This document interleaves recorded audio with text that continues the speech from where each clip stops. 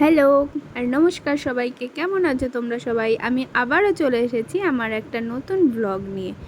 আমরা গিয়েছিলাম সিনেমা দেখতে। আমি অনেক দিন পর মুভি দেখতে গেলাম। অনেক দিন এই কথাটা বলছি কারণ আমরা প্রায়ই সিনেমা দেখতে যাই। সেই জায়গায় দাঁড়িয়ে আমাদের অনেক দিনই হয়ে গেছে আমরা কোনো মুভি দেখতে যাইনি, তাই চলেই এলাম।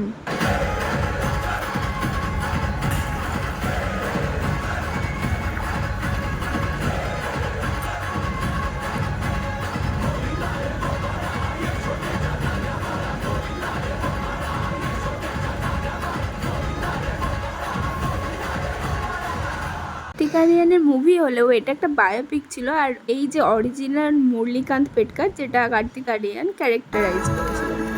मुरलीकांत पेडकर की कहानी आजाद हिंदुस्तान की कहानी है। साल है 1947। हालात ऐसे जहां किसी को यकीन ही नहीं कि ये देश टिक भी पाएगा।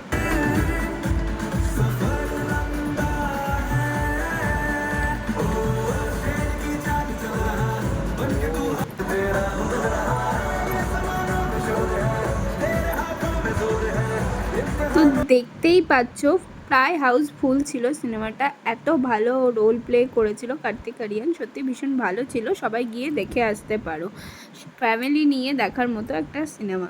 তো আমরা ওখান থেকে বেরিয়ে এরপর কি করব ভাবছিলাম, তো রাস্তার পাশ দিয়ে যেতে যেতে এখানে একটা বড় পার্ক আমাদের চোখে পড়লো। যে পার্কটা বেসিক্যালি পুরোটাই না নদীর পাড়ে তৈরি হয়েছিল, কিন্তু এত সুন্দর আর এত বড় ছিল পার্কটা যে আমরা অনেকবারই এখান দিয়ে রাস্তা দিয়ে যাওয়ার সময় দেখেছি আর ভেবেছি আসবো একদিন। তো যেহেতু সেদিন আমাদের সিনেমা তাড়াতাড়ি শেষ হয়ে গেছিলো, মানে আমাদের শো ছিল 3:30 থেকে আর আমরা বেরিয়ে এসেছিলাম প্রায় ওই 6:30টার দিকে। তো আমি আর রনি ভাবলাম যে চলো যাই, একটু ঘুরে আসি, দেখে আসি। এই পার্কটা বাড়ির পাশেও পার্ক আছে, কিন্তু এটা একটু বড়ই আর এটা বেশ সাজানো গোছানো, বাচ্চাদের খেলার জন্য পারফেক্ট জায়গা। শুধু বাচ্চাদের কেন বলছি, এখানে অনেক মানুষ রোজ সকালবেলা হাঁটে, এক্সারসাইজ করে, দৌড়ায়। তবে সন্ধ্যের পরিবেশটা না একদম আলাদা ছিল। যেমন নদীর পাশের হাওয়া, মানে একদম ফুরফুরে হাওয়া দিচ্ছিল, তেমনি সবাই বিকেলবেলায় যে ঘুরতে আসার একটা আমেজ থাকে না, সেটাই এই সন্ধ্যেতে দেখা যাচ্ছিল। আর এখানে না সাইনবোর্ড থেকে আমরা জানতে পারি যে এখানে গান্ধীজি কটকে যখন এসেছিলেন ঠিক এই জায়গাটাতেই উনি বসে সভা করেছিলেন, এটাই সাইনবোর্ডটা লেখা ছিল।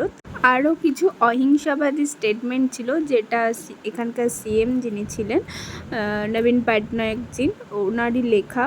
তো সেই সব কিছু দেখলাম, বেশ ভালো লাগে। পার্কের মধ্যে যদি অনেক রকম কিছু ভ্যারাইবেল কিছু দেখার থাকে না, বেশ ভালো লাগে। তাও আবার যদি সন্ধেবেলা ঘোরার জন্য পার্কে যাওয়া হয়। তো আমরা ওখান থেকে ভাবছিলাম যে বেরোতে হবে, কারণ আমাদের অনেকটাই লেট হয়ে গেছে। পার্কটা যেহেতু আগেই বললাম অনেকটা বড়, আমাদের ঘুরতে বেশ অনেকটা টাইম লেগে গেছিলো। তবে এত সুন্দর ছিল না, এত সাজানো গোছানো, বুঝতেই পারছো আমার কথা শুনে যে আমার কতটা ভালো লেগে গেছিলো এই পার্কটা দেখতে। পার্ক তো প্রচুর দেখতে পাই, কিন্তু এখানে যেন আলাদাই একটা ব্যাপার ছিল। ব্যাস, তারপর আর কি, এরকমভাবেই একটা ফুরফুরে মেজাজ নিয়েই আমরা বাড়ি ফিরে এলাম আর সুন্দরভাবে সন্ধ্যাটা আমরা কাটিয়ে দিলাম। ভালো থেকো সবাই, দেখা হচ্ছে নেক্সট ব্লগে।